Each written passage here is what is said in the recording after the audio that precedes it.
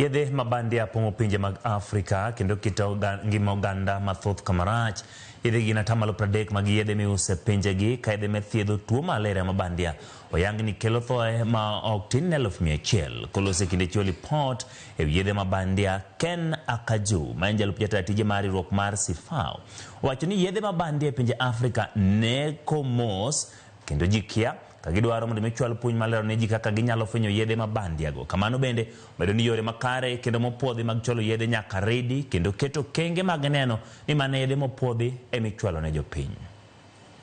The first one, when we talk about mobility, it is the main business presentation and sharing with you our white paper pillars of business unit you can see on the screen. And then when we talk about our business and our value chain integration, our strategy, how we come to this counterfeit product.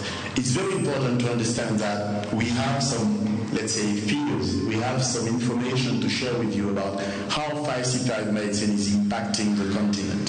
So maybe some figures, very, very difficult to have accurate figures and accurate data on this type of things as we could easily understand. But maybe some of them which are very important and I think that give us a very precise indication about the impact of this falsified product.